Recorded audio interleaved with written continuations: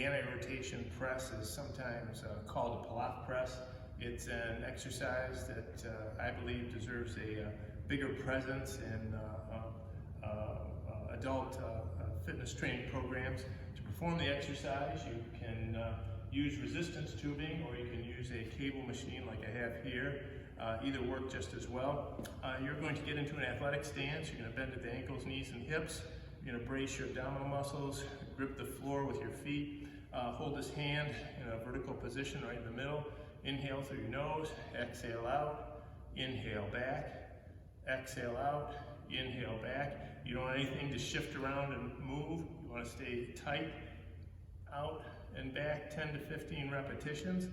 As that exercise format gets easier for you, instead of increasing the resistance, I would pick a different position.